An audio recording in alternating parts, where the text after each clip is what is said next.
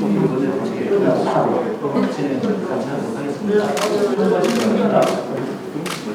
먼저 해요? 공개를 끝나면 제50차 원내 대책회의를 시작하도록 하겠습니다. 네, 요 며칠 갑작스러운 큰 비가 내렸습니다. 여러 피해도 발생하고 있는데요.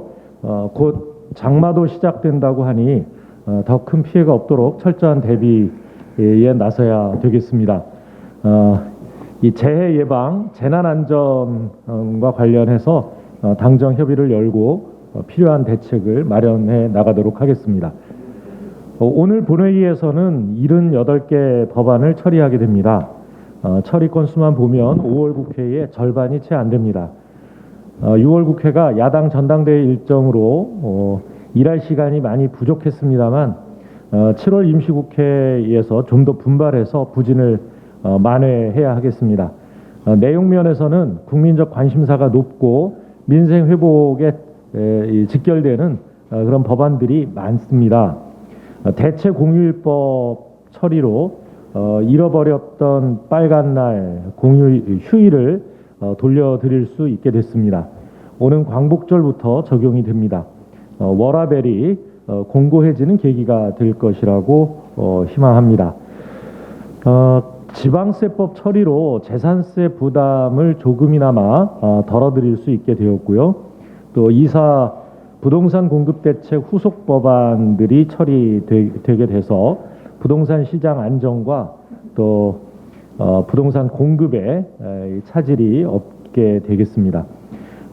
이 밖에도 골목 상권을 두텁게 지원할 이 지역 상권 상생법, 또 장애인의 의무 고용률을 높이고 장애인 공무원에 대한 지원을 강화하는 장애인 고용 촉진 및 직업재활법, 또 그동안 각 지역에서 희망해 오던 여수 순천 사건 진상규명 특별법과 3.15 의거 특별법도 오늘 처리가 됩니다. 또 에너지 차관을 신설하는 정부 조직법 개정안도 처리될 예정입니다. 오늘 이 본회의 외에 내일 모레 본회의가 한 번 더 있습니다. 남은 기간 동안 야당과 최대한 협상해서 되도록이면 많은 법들을 처리할 수 있기를 바랍니다. 특히 산업위를 어제 통과한 소상공인 손실보상법도 이번 회기 중에 처리가 돼서 이 추경 집행에 도움이 되었으면 하고요. 또 어제 법사위에서 제동이 걸린 법들이 있습니다. 국가의 책임을 강화해서 이 돌봄의 공공성, 또 사회 서비스의 질을 높이기 위한 사회 서비스원법과 또 교육의 백년지 대계를 세워나갈 국가교육위원회법 같은 법이 법사위원회 야당의 이유 없는 반대로 제동 걸려 있습니다. 그뿐 아니라 법사위에 회부하는 것은, 상정하는 것은 합의를 해놓고도 끊임없는 이 반대 토론으로 결국 처리가 무산된 대중소기업 상생법 같은 경우는 야당이 이 대기업의 입장만 고려하는 이 정당인 것을 다시 한번 보여주기도 했습니다. 마지막까지 노력해서 이 법들을 6월 국회 중에 처리할 수 있도록 최선을 다하겠습니다. 그래도 아쉬움이 남는 것은 이 언론의 진실 왜곡과 또 인권 침해로부터 국민을 보호해야 하는 이런 언론개혁법, 또 언론의 다양성, 책임성, 공공성을 강화하는 이 언론관계법들이 이번 회기 중에 처리되지 못하는 것입니다. 또 아울러서 수술실 CCTV 설치법도 이번 회기 중에 처리를 못하고 이 7월 국회로 넘기게 된 것은 매우 유감스럽고 아쉬운 점입니다. 특히 수술실 CCTV 설치 의무화법의 경우는 국민권익위의 조사에 따르면 우리 국민 97.9%가 찬성을 하는 법임에도 불구하고 야당 소위위원장의 그 비협조로 소위에서 통과를 못하고 7월 국회로 넘기게 되었습니다. 저희는 이 법과 관련해서 이준석 대표의 입장을 물은 바 있었는데 이준석 대표의 이 논의를 더 해야 된다라는 말은 결국 이렇게 처리를 반대하는 것이었다라는 것을 우리는 확인할 수 있었습니다. 7월 국회에서는 이 모든 법들이 원만하게 처리되기를 희망합니다. 민생과 개혁의 한배에 여야가 함께 올라 있습니다. 최근 백신 접종률이 30%를 넘어서고 있고 지역별로는 50%를 넘는 곳도 있습니다.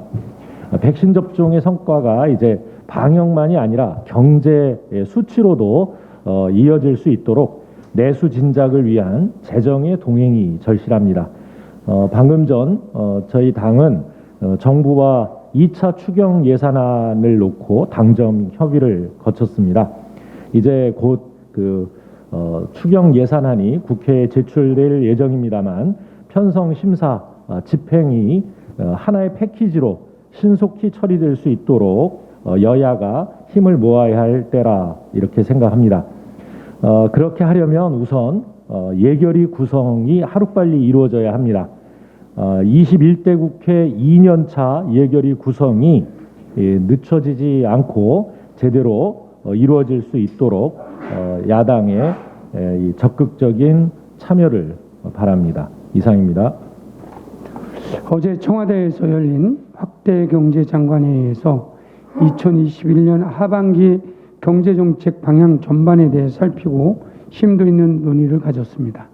대통령님께서는 일자리는 늘리고 격차는 줄이는 완전한 위기 극복을 하반기 우리 경제의 최우선 목표라고 말씀하시며 무엇보다도 국민께서 체감할 수 있는 성과를 거둬야 한다고 강조하셨습니다.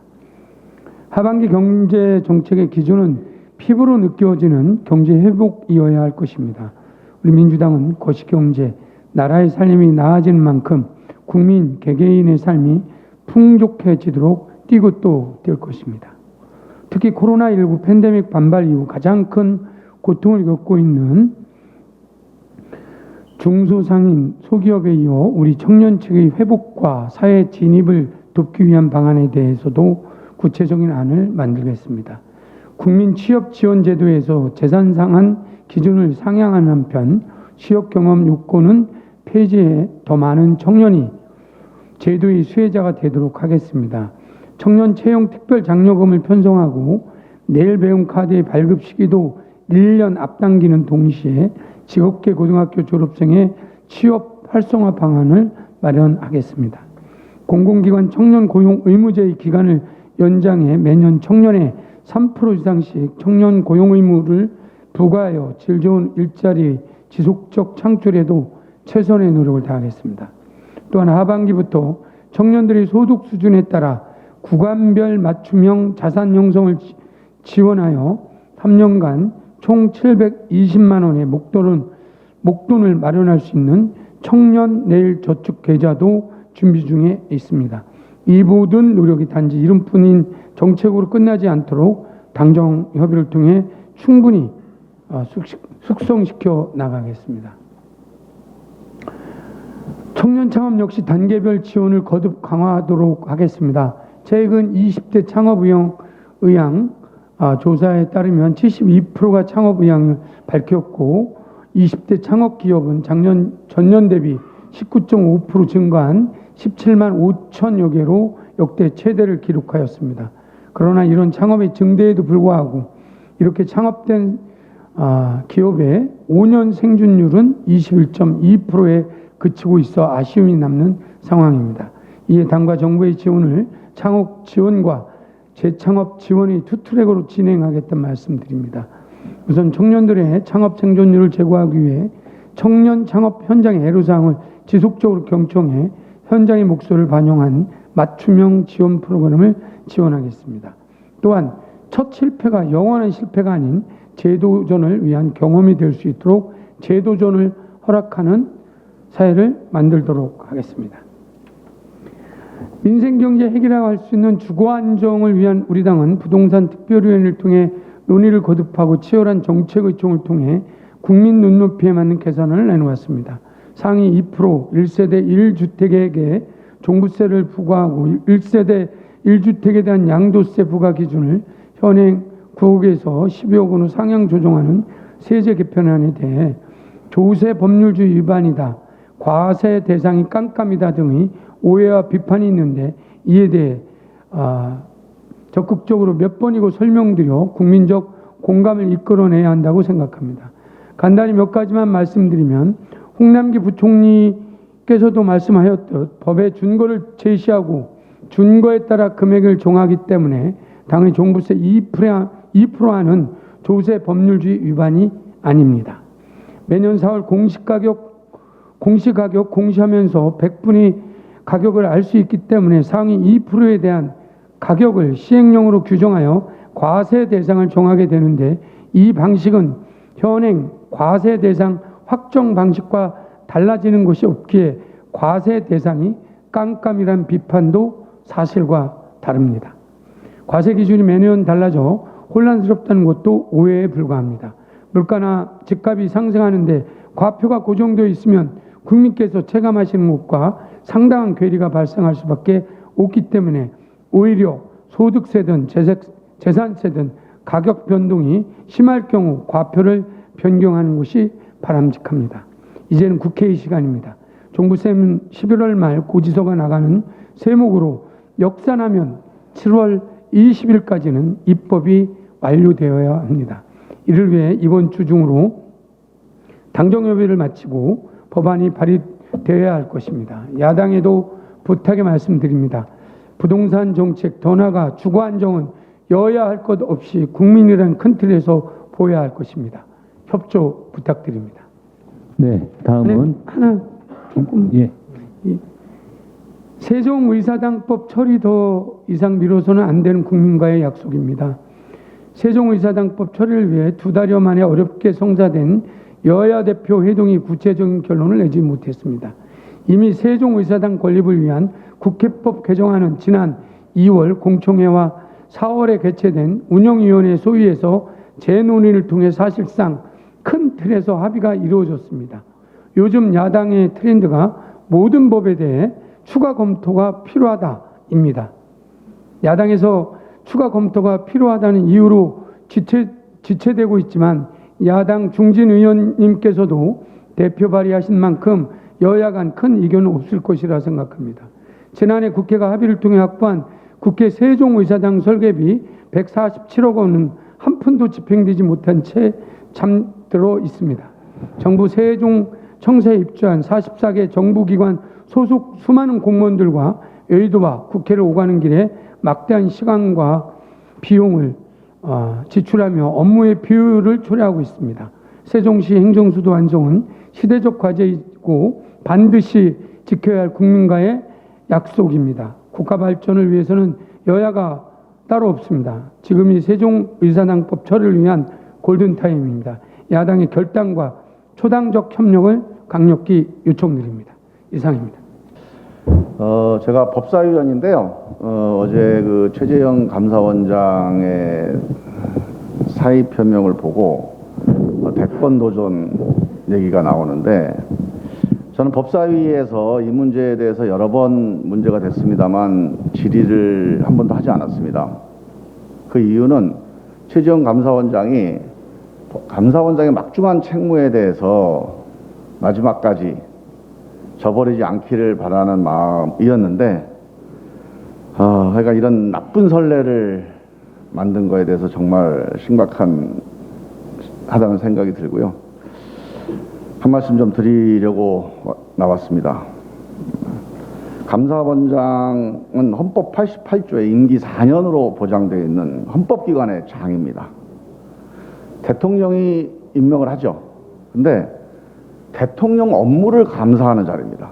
막강한 권한을 갖고 있습니다. 왜 이런 막강한 권한을 주느냐? 권력으로부터 독립하라고, 권력부터 중립해서 국민과 헌법에 따라서 권력 눈치 안 보고 권력을 감시하라고 이런 독립 권한을 준 것입니다. 매번 개헌 논의할 때마다 감사원을 국회로 이관해야 되느냐 아니면 제4부로 독립시켜야 되느냐 이런 논쟁이 지금 수십 년째 계속되고 있을 정도로 감사원의 정치적 독립성, 중립성은 근본적인 생명선입니다. 그런데 개인의 정치 욕심 때문에 이런 헌법 정신, 헌신짝처럼 저버리는 이런 초유의 사태가 벌어졌습니다. 이 권력을 감시하라고 준 권한을 정치적으로 이용해서 정치 감사를 벌이더니 그걸 미천 삼아서 자기 정치를 시작을 했습니다. 권력을 감시하랬더니 스스로가 권력이 되어버린 것입니다. 한마디로 헌법 정신과 국민과의 약속에 대한 배임행위입니다. 대통령 눈치를 안 보는 거는 봐줄 수 있습니다. 그러나 국민 눈치도 안 보고 헌법 눈치도 안 보는 이러한 행태는 정말 국민이 용납해서는 안 됩니다. 저는 이 최재형 감사원장이 감사원 조직에도 엄청난 상처를 줬다고 생각합니다. 최재형 감사원장 개인은 무슨 큰 꿈을 펼치겠다고 나왔는지 모르겠지만 감사원 조직의 미래에는 엄청난 먹구름입니다. 커다란 부담입니다. 감사원이 정치에 동원됐다는 나쁜 선례와 인식을 남기게 됩니다. 감사원은 모든 공직자들을 헌법과 법률에 따라서 조사, 감사하는 기구입니다. 그런데 감사원장 스스로가 이렇게 헌법 정신을 저버리는데 앞으로 감사원에서 그 수많은 공직자들을 어떻게 감사하겠습니까? 그 감사원의 감사가 권위가 서겠습니까? 저는 그를 믿고 따랐던 수많은 감사원 공직자들에게 정말 큰 죄를 졌다고 생각합니다. 많은 사람들이 이 최재형 감사원장에게 묻고 있습니다. 감사원 식구들도 아마 이런 질문을 던질 것입니다. 개인의 정치 욕심 때문에 이 수많은 공직자와의 의리를 저버리는 그런 사람이 국민과의 의리, 헌법과의 의리를 지킬 수 있겠는가? 감사원장에게 부여된 헌법이 부여한 약속도 못 지키는 사람이 헌법을 수호할 제1책무를 지고 있는 대통령의 책임은 그 약속은 지킬 수 있겠는가? 헌법과 조직에 대한 배임으로 시작해서 무슨 선한 열매를 맺을 수 있겠는가? 나라를 위해서 무슨 대단한 일을 할 수 있겠는가? 저는 최재형 감사원장이 지금이라도 정치 욕심을 거두고 다시 정도가 뭔지 깊이 심사숙고하기를 바랍니다. 만일 이렇게 헌법과 국민에 대한 국민이 부여한 책무에 대해서 이런 배임 행위를 계속하게 된다면 아마 헌법과 국민으로부터 엄중한 심판이 있을 거다. 그렇게 생각합니다. 이상입니다. 최근 전 지구적으로 지속적인 장마, 극심한 폭염과 한파 등 기상이변이 발생하고 있고 이에 따른 피해도 속출하고 있습니다. 유엔 기후변화 평가 보고서에 따르면 지구의 온도가 19세기 산업혁명 시대에 비하여 평균 2도씨 이상 오르면 해수면 상승, 생물 멸종 등 인류에 큰 재앙이 닥칠 거라고 경고하고 있습니다. 지구온난화의 파국을 막기 위해 세계 각국은 2015년 파리 기후협약을 통해 지구온도 상승폭을 산업혁명 시대의 15도씨 이내로 억제할 것을 약속하고 온실가스 감축을 위해 적극 대처하고 있습니다. 이에 지구온난화의 주범인 이산화탄소를 줄이기 위한 탄소 중립은 시대적 과제이자 생존의 문제가 되었습니다. 문재인 정부는 2050년까지 탄소 중립을 목표로 기후변화에 대응하기 위한 다양한 방안을 강구하고 있습니다. 탄소 중립을 위해서는 온실가스를 최대한 줄이는 것뿐만 아니라 남은 온실가스를 제거하는 것 또한 매우 중요합니다. 온실가스를 제거하는 중요한 흡수원으로 산과 숲 등의 산림자원이 주목받고 있습니다. 산림청은 산림 부분에서의 탄소 중립 실현을 위해 2050년까지 30억 그루의 나무를 심어 온실가스 3,400만 톤을 줄이겠다는 추진 전략을 마련하여 현재 각기각청의 의견을 수렴하고 있습니다. 최근 산림청의 탄소 중립 추진 전략에 대해서 환경단체와 언론을 중심으로 여러 문제 제기를 하고 있습니다. 새롭게 산림을 조성하는 과정에서 과도한 벌채가 이루어지고 생물 다양성을 위면한 환경 파괴가 발생한다는 우려입니다. 탄소 중립이라는 시대적 과제를 제대로 이행하기 위해서는 다양한 의견 수렴이 필요합니다.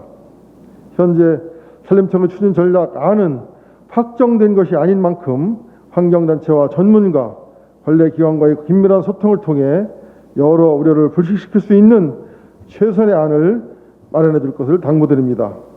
우리 더불어민주당도 탄소 중립이라는 시대적 과제를 추진하는데 야당과 함께 머리를 맞대고 합리적인 대안을 마련하는데 최선을 다하겠습니다. 이상입니다.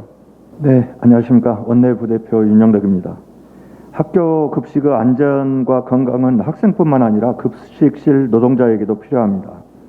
지난 2월 경기도 소재 학교 급식실에서 10년 넘게 일하다가 폐암으로 숨진 조리사께서 산업재해 판정을 받았습니다.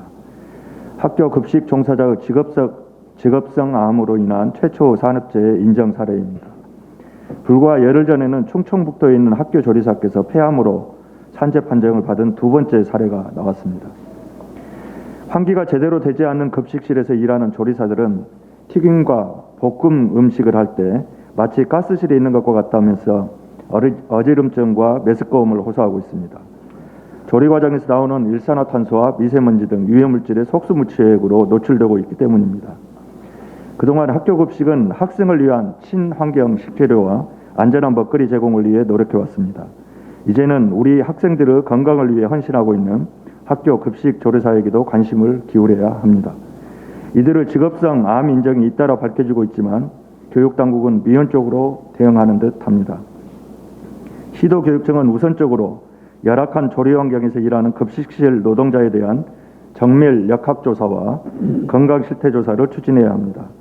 교육부 또한 주도적으로 나서서 일선 교육청에 통일된 개선안을 제시하고 급식실 작업환경 개선을 단계적으로 추진해야 합니다. 우리 정부는 그린스마트 미래학교를 핵심 사업으로 추진하고 있습니다.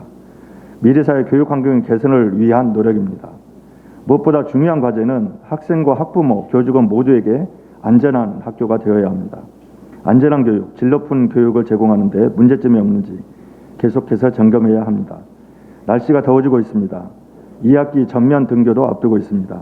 급식실 노동자의 노고가 그 어느 때보다 큰 시기입니다. 급식실뿐만 아니라 아이들의 건강과 안전을 책임지는 교육 현장 모든 구성원의 안전 환경 조성에 우리 모두 노력해야 할 때입니다. 한 가지만 더 말씀드리겠습니다. 원내대표님께서도 말씀 주셨습니다만 여순 사건의 진상규명을 위한 특별법이 국회 법제사법위원회를 통과하고 오늘 본회의 처리를 남겨두고 있습니다.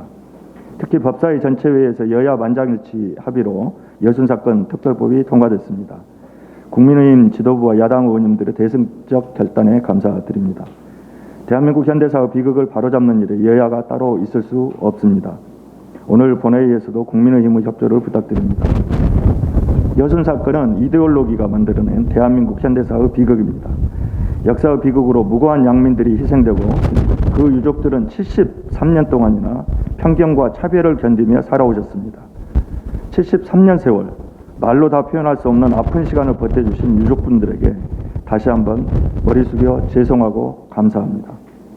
지난해 1월 법원도 여순 사건은 유법한 공권력에 의한 것임을 밝혔습니다.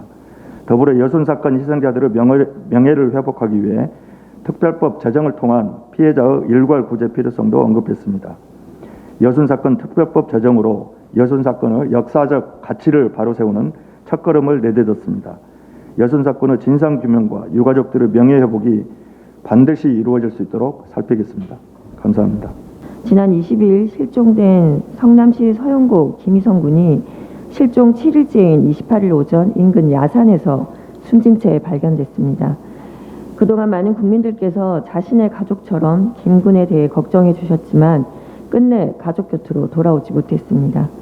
김희성 군의 명복을 빌며 또한 유가족에게도 깊은 위로의 말씀을 드립니다.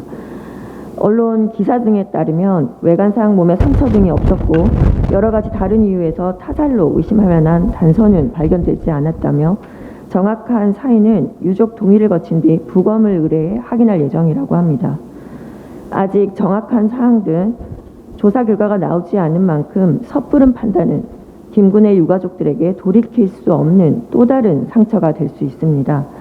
정확한 결과가 나올 때까지 기다려주는 성숙된 자세가 우리 모두에게 필요합니다.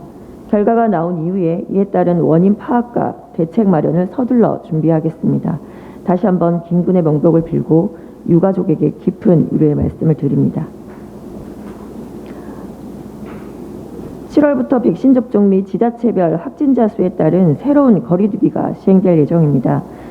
이에 따라 대부분의 지자체에서 모임 가능 인원이 늘어나고 영업 시간이 연장되어 자영업자와 소상공인 등을 중심으로 한 서민 경제가 활기를 띨 것으로 기대하고 있습니다. 그러나 이런 기대에도 최근 전 세계적으로 코로나 델타 변이 바이러스가 확산되고 있어 우려 또한 커지고 있습니다. 성인의 83%가 백신 1차 접종을 마친 영국에서는 하루 신규 확진자가 18,000명을 넘어섰고 그중 90%가 델타 변이 감염자라고 합니다. 우리나라는 지난 20일 기준 델타 변이 감염자 수가 256명으로 아직 국내 확산세가 크지는 않지만 새로운 거리두기 발표 이후 해외 유입 확진자 수가 일일 평균 40명대로 6월 초에 비해 2배 이상 증가하고 있어 이를 우려하는 국민들도 많이 계십니다. 지난 27일 중대본 회의에서 총리님의 말씀처럼 지금의 여러 상황을 고려할 때 7월 중순까지가 방역의 최대 고비일 수 있습니다. 국민 모두의 노력으로 완화된 새로운 거리두기 조치가 무색되지 않도록 국민 여러분의 적극적인 협조를 부탁드립니다. 정부도 델타 변이 바이러스 확산과 새로운 거리두기 시행을 고려하여 방역 대책을 마련해 주시길 바랍니다. 우리 더불어민주당도 새로운 거리두기 시행과 함께 코로나 극복과 일상 회복으로 이어질 수 있도록 최선의 노력을 다하겠습니다. 이상입니다.